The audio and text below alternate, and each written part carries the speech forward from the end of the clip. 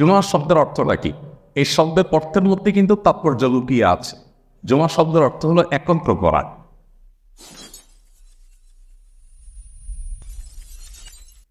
আল্লাহর এলেমে, আল্লাহর কাছে একটা দিন সবচেয়ে বেশি শ্রেষ্ঠ, বরকতময়, সেটা আল্লাহ তাআলা না বলে শুধুমাত্র ইহুদি, খ্রিস্টান এবং মুসলিম জাতিকে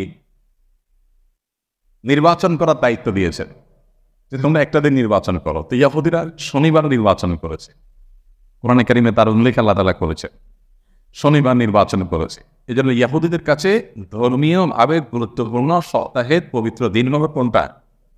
শনিবার।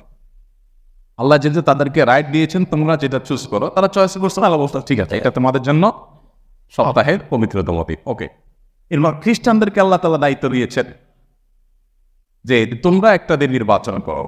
তো তারাও একটা দিন নির্বাচন করলো, সেটা হলো রবিবার। মুহাম্মদ সাল্লাল্লাহু আলাইহি সাল্লামকে আল্লাহ দায়িত্ব দিলেন আপনি একটা দিন নির্বাচন করেন। তখন মুহাম্মদ সাল্লাল্লাহু আলাইহি সাল্লাম নির্বাচন করলেন শুক্রবার। এবং হাদিসের শেষ অংশে এসে আমাদেরকে জানানো হচ্ছে যে আল্লাহ রাব্বুল আলামিনের কাছে এই দিনটি হলো সবচেয়ে, শুক্রবারটা এগুলো সবচেয়ে সেরা এবং শ্রেষ্ঠ। অর্থাৎ আল্লাহ তাআলা মুহাম্মদ সাল্লাল্লাহু আলাইহি সাল্লামকে তৌফিক দিয়েছেন সবচেয়ে সেরাটা নির্বাচন করবার। যদিও বাকিরা যেগুলো নির্বাচন করেছেন সেগুলো আল্লাহ যেহেতু তাদেরকে রাইট দিয়েছেন, স্বাধীনতা দিয়েছেন, তাদের সেটা নির্বাচন করে তারা কোনো গুনাহ করেন নাই, অপরাধ করেন নাই, সেটা তাদের জন্য বরকতের দিন। বাট সবচেয়ে শ্রেষ্ঠ দিন এটা এই জুমার দিন। জুমার শব্দের অর্থটা কি? এই শব্দের অর্থের মধ্যে কিন্তু তাৎপর্য লুকিয়ে আছে। জুমা শব্দের অর্থ হলো একত্র করা। সমাজ বিচ্ছিন্ন থাকলে ভালো নাকি ঐক্যবদ্ধ থাকলে ভালো? জুমার কাজই হলো সমাজকে ঐক্যবদ্ধ করার। জুমার দিন আমাদের বাংলাদেশের প্রেক্ষাপটে মানুষকে যেভাবে ঐক্যবদ্ধ করা যায়, রাজনৈতিকভাবে, ব্যবসায়িকভাবে, অন্য কোনোভাবে এভাবে মানুষকে একত্র করার কোনো পসিবিলিটি আছে? সম্ভব? বাংলাদেশের সমস্ত রাজনৈতিক দলগুলো যদি ঐক্যমত পোষণ করে, একমত হয় সব দলগুলো যে আমরা আমাদের দেশের জনগণকে সপ্তাহে একটা দিন আধা ঘন্টার জন্য একত্র করতে চাই, সামাজিক সমস্যাগুলো নিয়ে কথা বলতে চাই, কথা শোনাতে চাই, তো সারা বাংলাদেশের প্রতিটি প্রান্তে প্রান্তরে মানুষকে একত্র করা সপ্তাহে একদিন সম্ভব? সম্ভব না। খাবার দিয়ে টাকা দিয়েও আনা সম্ভব হবে না। দেখো, সমস্ত মিডিয়াগুলো, সকল টিভি চ্যানেল, বাংলাদেশের প্রায় 30-40টা টেলিভিশন চ্যানেল, সবগুলো টিভি চ্যানেল একযোগে যদি চলে, সবগুলো টিভি চ্যানেলের সামনে, সবগুলো টিভি চ্যানেলের টিভি সেটের সামনে এট এ টাইম, সবচেয়ে কুইক টাইমে, সবচেয়ে ইম্পর্টেন্ট টাইম কখন সেটা বলে? রাত 9টা থেকে 10টা বা 8টা থেকে 10টা, এই তো সবচেয়ে পিক টাইম মানুষ টেলিভিশনের সময় থাকে। এই টাইমটাতে সারা দেশে এই 30-40টা চ্যানেলের সকল দর্শক একযোগে যে যেখানে যে ভাষায় যে চ্যানেল দেখুক না কেন, সবগুলো একত্র করলে কত হতে পারে আনানে? আইডিয়া আছে কোনো? আমাদের অ্যালেক্সা র্যাঙ্কিং গোয়া মাননীয় তথ্যমন্ত্রী নিজেই জানিয়েছেন আগে যে এটার কোনো, এটা ম্যানিপুলেট হয়। তারপরে আমাদের তো আইডিয়া আছে, বিশেষ করে আমরা যারা মিডিয়াতে কাজ করি, আমাদের চান বেশি মানুষ হয় না। কয় লাখ হবে? 10 লাখ, 20 লাখ, 25 লাখ, 30 লাখ, কি বলেন? আচ্ছা, জুমার দিন 12:30 থেকে 1:30 পর্যন্ত এই 1 ঘন্টা মসজিদে কি পরিমাণ মানুষ সারা দেশে বসে থাকে? বাংলাদেশের মসজিদের সংখ্যা কত? কয়েক লাখ মসজিদ। 2 লাখ না 3 লাখ? 3 লাখ মসজিদ সহ 3 লাখ মসজিদ যদি হয়, 3 লাখ মসজিদে এভারেজ যদি 500 করে লোক হয়, তাহলে 3 লাখের 500 করে কিন দিলে কত কোটি হয়? 1.5 কোটি। 1.5 কোটি মানুষ জুমার দিন তারা ফ্রেশনেসের সাথে এসে এই 1 ঘন্টা আল্লাহর ঘরে হাজিরা দেয়। এটার নাম কেন জুমা হয়েছে? জুমার যে নাম, শব্দের অর্থ যে একত্র করা, কিভাবে একত্র করে, কিভাবে সম্মিলিত করে, কিভাবে সমাজকে ঐক্যবদ্ধ করে, এর চাইতে উজ্জ্বল উদাহরণ আরেকটা আপনি দেখাতে পারবেন? সম্ভব না। সমস্ত মিডিয়া একযোগে চাইলেও সম্ভব না যে এত মানুষকে একসাথে অ্যাটেনশনে রাখবে, সম্ভব না। একমাত্র সম্ভব জুমার নাম। ভাইরা আমার, এই জুমার দিনের তাৎপর্য যদি আমরা বুঝতাম, আমরা খতিবরা যদি বুঝতাম, আপনারা মুসল্লিরা যদি বুঝতেন, মসজিদ কমিটির লোকেরা যদি বুঝতো, তাহলে আমাদের সমাজের চেহারা বদলাতে খুব বেশি সময় লাগতো।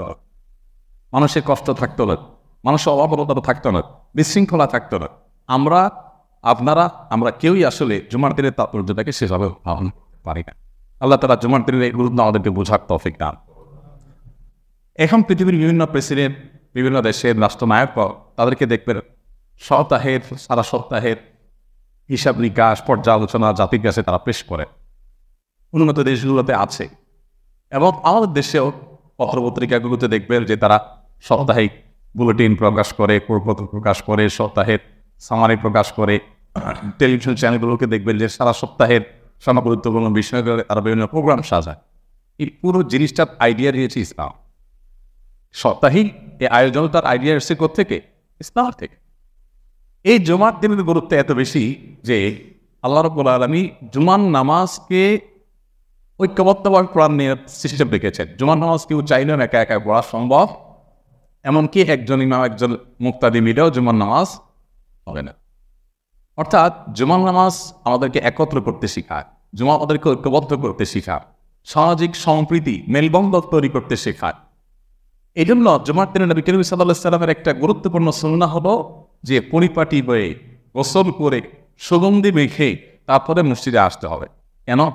কারণ আপনি যখন একত্র হবেন, অনেকগুলো মানুষ একত্র হবে, কারোর ঘামের গন্ধে যেন কারো কষ্ট না হয়, কারোর কারণে কারো যদি ডিস্টার্ব ফিল না হয়, আপনার অপরিচ্ছন্নতার কারণে পরিবেশটা যেন অস্বাস্থ্যকর না হয়। দেখুন, এই যে একটু আগে যেটা বলছিলাম যে ইসলাম শৃঙ্খলার কথা বলে, সৌন্দর্যের কথা বলে, আশপাশের লোকদের কথা চিন্তা করতে মনে জুমার নামাজের মধ্যে আপনি সেই জিনিসটা দেখবেন। শুধু জুমার নামাজ কেন, প্রত্যেকটা জিনিসের ক্ষেত্রে আপনি সেই জিনিসটা আজ খাওয়া নিষেধ না, কিন্তু নবী করিম সাল্লাল্লাহু আলাইহি ওয়াসাল্লাম কেউ কাঁচা পেঁয়াজ খেয়ে মুখের দুর্গন্ধ দূর না করে ডাইরেক্ট মসজিদে আসতে নিষেধ করেছে। কেন নিষেধ করেছেন? মানুষের কষ্ট হবে, অন্যদের দুর্গন্ধে কষ্ট হবে। রাস্তায় বসতে নিষেধ করেছেন কেন? অন্যদের চলাচলে ব্যাঘাত হবে। শুধু ইসলামটা যদি আমরা বুঝি আর মানি, তাহলে আর কোনো সমস্ত সমস্যার সমাধান হয়ে যায়। আল্লাহ তাআলা আমাদেরকে বোঝা এবং মানার তৌফিক দান। আমাদের দোষ, আমাদের বুজুর্গদের দোষ, আমরা ইসলামটাকে আপনাদের সামনে পূর্ণাঙ্গরূপে তুলে ধরতে পারিনি। আমরা ইসলামের একটা পার্ট আপনাদেরকে দেখাইছি, নামাজ, রোজা আর যাকাত। সন্দেহ নেই এগুলো ইসলামের মূল কাজ, কিন্তু ইসলাম যে সামগ্রিক জীবন নিয়ে গঠিত হয় সেই জিনিসটা আপনাদেরকে আমরা তুলে ধরতে পারিনি। এই জন্য ভাই, প্রত্যেকটা ক্ষেত্রে আপনি দোকানে যাচ্ছেন, আপনি মার্কেটে যাচ্ছেন, আপনি বাজারে যাচ্ছেন, আপনি বাসায় যাচ্ছেন, প্রত্যেকটা ক্ষেত্রে আপনার অন্যের অধিকার খেয়াল করা, অন্যের কষ্ট খেয়াল করা, এই শিক্ষাটা ইসলাম আমাদেরকে দিয়ে থাকে। জুমার দিনে আরো যে সমস্ত আয়োজন আছে আপনি যদি দেখেন, প্রত্যেকটা আয়োজনের সাথে দেখবেন সামাজিক মেলবন্ধনের একটা ব্যাপার আছে, একটা চেইন খেয়াল করেন। ৫ ওয়াক্ত নামাজ ইসলাম বলে, আমরা তো এখন সব মসজিদে জুমার নামাজ পড়ি। এটা তো আসলে ইসলামের নির্দেশনা না। ইসলাম এটা চায় না যে সব মসজিদে জুমার নামাজ হবে, যেহেতু আমাদের দেশে কেউ কাউকে মানতে রাজি না, সবাই মসজিদের সভাপতি সেক্রেটারি হবে, এই জন্য সবাই জুমার মসজিদ পড়ে। ইসলাম বলে যে ছোট ছোট মহল্লায় মসজিদ থাকবে, ৫ ওয়াক্ত নামাজ হবে, এবং জুমার দিন সপ্তাহে একটা দিন ছোট ছোট মহল্লা মসজিদের মুসল্লিরা সবাই একটা জামে মসজিদে একত্র হবে। আবার বড় কোনো উন্মুক্ত মাঠে ঈদের নামাজ হবে, অনেকগুলো জুমার নামাজের মুসল্লিরা বছরে একবার দুইবার দুই ঈদে তারা মাঠে একত্র হবে। আবার সারা বিশ্বের বিভিন্ন প্রান্তের মুসলমানরা সারা বিশ্ব থেকে আরাফাতের ময়দানে এসে বছরে বা জীবনে একবার একত্রিত হয়। চেইনটা লক্ষ্য করেন। একটা সমাজকে স্ট্রং করবার জন্য, একটা সমাজের প্রতিটা পার্টকে শক্তিশালী করবার জন্য এই যে চেইনটা, ৫ ওয়াক্ত, জুমা, ঈদ, তারপর হজ, মানে একটা হলো মহল্লার সম্প্রীতি, একটা হলো পুরো এলাকার অঞ্চলের সম্প্রীতি, আর হলো একটা বৃহৎ অঞ্চলের সম্প্রীতি, আর হলো বৈশ্বিক সম্প্রীতি। এটা সৃষ্টি করবে তার কতগুলো স্টেপ রেখেছে, কিন্তু আমরা সেগুলো ভেঙে একাকার করে ফেলেছি। এখন সব মসজিদে জুমা হয়, সব মসজিদে ঈদের নামাজ হয়, এবং পারলে সব মসজিদে আমরা আরাফাতের ময়দানে বাড়াই। যদি পারতাম বলতাম যে ঠিক আছে, আমরা নিজেরাই হজের খুতবা দেই, তারপরে আমরা নিজেরাই হজের আয়োজন করি। অনেক জায়গা হয়েছে তো বাংলাদেশে, জানেন না? অনেক জায়গায় কিন্তু তহবিল ব্যবস্থা করছে। তো এই যে ব্যাপারটা, এটা আমাদেরকে শিক্ষা দেয় যে এই জুমার দিনের আয়োজনে অনেক সৌন্দর্য রয়েছে। আমাদের দেশে প্রায় সময় দেখবেন জুমার দিন সাপ্তাহিক ছবি পরিবর্তন করার জন্য নানা রকমের কথা উঠায়। সুশীল সমাজের লোকজন নানা সময় এরকম কথা বলে না যে জুমার দিন পরিবর্তন করা হবে। কেন করা হবে? যুক্তি আছে। যুক্তি হলো যে যেহেতু রবিবার সারা বিশ্বের বেশিরভাগ দেশে ছুটি হয়, সো আমরাও যদি রবিবার ছুটি দিই তাহলে আমাদের ব্যবসায়ীদের জন্য সুবিধা হয়, অফিসিয়াল ট্রানজ্যাকশনগুলো করতে সুবিধা হয়, মিটিং সিটিং সুবিধা হয়। এখন প্রশ্ন হলো, আমাদের যখন দিন, আমেরিকাতে তখন রাত, এখন আমেরিকাতে রাত, এখন এইটার জন্য কি করবেন? তাহলে তো আমাদের রাত্রে অফিস শুরু করা দরকার। রবিবার যারা সাপ্তাহিক ছুটি রেখেছে তারা রবিবার কেন রেখেছেন? কি কারণে? ধর্মীয় কারণে। রবিবারটা ইউরোপিয়ানরা, আমেরিকানরা রবিবার যে সাপ্তাহিক ছুটি রেখেছে সেটা কি কারণে রেখেছে? বাণিজ্যিক কারণে না ধর্মীয় কারণে? ধর্মীয় কারণে। তারা খ্রিস্টান ধর্মের অনুসারী, তাদের রবিবার দিনটা তাদের তাৎপর্য হলো সেজন্য দিনটাকে তারা বন্ধ রেখেছে। তাহলে একই যুক্তিতে আমাদের জন্য শুক্রবার বন্ধ থাকাটাই কি যৌক্তিক? অতএব আমাদের জুমার দিনের তাৎপর্য গুরুত্ব বুঝতে পারে এবং এই একটা দিন অন্তত আমাদের বাচ্চাদের জন্য নানামুখী আয়োজন রাখা উচিত। মসজিদে জুমার দিনে যে ফ্ল্যাট আলোচনা হয়, এখানে শিশুদের জন্য, কিশোরদের জন্য আলাদা কিছু থাকে না। আমরা খুব আকুতি ভরে সবসময় আহ্বান করি সারা দেশের প্রতীকদের প্রতি, ইমামদের প্রতি এবং মসজিদ কমিটির দায়িত্বশীলদের প্রতি যে প্লিজ আপনারা তরুণদের জন্য বিভিন্ন প্রোগ্রাম রাখেন। আমরা মিডিল ইস্টে দেখেছি, পৃথিবীর বিভিন্ন দেশে আছে। ইস্ট লন্ডন মসজিদ সারা বিশ্বের একটা আদর্শ মসজিদ। সেখানে সে একটা মসজিদ পুরো আপনার লন্ডনের মধ্যে মুসলমানদের সোসাইটিকে অত্যন্ত স্ট্রং করেছে। জাস্ট একটা মসজিদ। কি করেছে মসজিদ? তাদের একটার পর একটা কার্যক্রম এমনভাবে করেছে যে পুরো সমাজকে তারা একটা সুন্দর জিনিস উপহার দিতে পেরেছে, মুসলমানদের একটা মেলবন্ধন গড়ে তুলেছে। মিডিল ইস্টে আপনি দেখবেন প্রায় ম্যাক্সিমাম মসজিদে ইউথ ক্লাব আছে, মসজিদে যুবকদের ক্লাব আছে। আমার দেশে এটা চিন্তা করলে আপনি যদি বলে যে সভাপতি সাহেব, সেক্রেটারি সাহেব বা মুরব্বীরা, চাচাজিরা আমরা ক্লাব বানাবো, ঠ্যাংটন ভেঙে দেবেন মুরব্বীরা। অথচ আমার তরুণরা যদি তাদের সাংস্কৃতিক শরিয়ার গণ্ডির মধ্যে থেকে যে সংস্কৃতি আয়োজন করা যায়, খেলাধুলা করা যায়, সেগুলো যদি তাদেরকে আমরা মসজিদের চর্চা করতে দিতাম তাহলে এই ছেলেগুলো নষ্ট হতো, এই ছেলেগুলো বফে যেত না, এই ছেলেগুলো সন্ত্রাসী হতো না, তারা মাদকের দিকে যেত না, তারা খারাপ দিকে যেত না।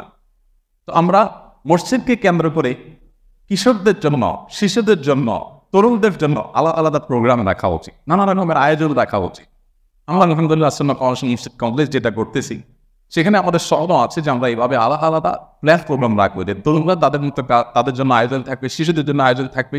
আমাদের মসজিদগুলোতে শিশুদের জন্য কিছু নাই, মেয়েদের জন্য কিছু নাই, তরুণদের জন্য কিছু নাই, যার কারণে এই জেনারেশনটা আমাদের থেকে কোনো রকম সুবিধা পাচ্ছে। তো আপনারা অনেকে অনেক মসজিদের দায়িত্বশীল আছেন, আমি আপনাদের অনুরোধ করবো যে ইয়াংদের জন্য নানা রকম আয়োজন করেন। শুধু ওয়াশ না আয়োজন করবেন না। শুধু যুবকরা জানে যে হুজুর মানে ওয়াজ করবে, আর কি করবে? হুজুরের কাজে তো ওয়াজ কর, কিন্তু আমাদের নবী করিম সাল্লাল্লাহু আলাইহি ওয়াসাল্লাম শুধু ওয়াজ করেছেন। মসজিদে নববীর আঙ্গিনায়, মসজিদের ভেতরে, মসজিদের আঙ্গিনাতে নবী করিম সাল্লাল্লাহু আলাইহি ওয়াসাল্লামের উপস্থিতিতে ইথিওপিয়ান সাহাবীরা খেলাধুলা করেছে, আপনারা জানেন। এখন নবী করিম সাল্লাল্লাহু আলাইহি ওয়াসাল্লাম সেটা অবশ্য শরীর চর্চামূলক খেলাধুলা, এবং নবী সাল্লাল্লাহু আলাইহি ওয়াসাল্লাম নিজের স্ত্রী উম্মুল মুমিনিন আয়েশা রাদিয়াল্লাহু আনহাকে সাথে নিয়ে সেটা উপভোগ করেছে। ইসলামে কি নাই বলেন? ক্রীড়া, বিনোদন সব আছে। মসজিদে বিশাল বড় মাঠ আছে, সেখানে যুবকদের দোকান এসে তো কি করতে পোলাপান অন্য জায়গায় অ্যাকাউন্ট দোকান, তাদেরকে তো আপনারা কাছে আসতে দেন না, তাদের জন্য ভালো কোনো পরিবেশ রাখেন না। ছোট পিচ্ছি মসজিদে আসছে, একটু কান্নাকাটি করছে, দিয়েছেন দম, ওই পোলা জীবনোত্তর দবা করে এই জায়গায় আসতেছে না।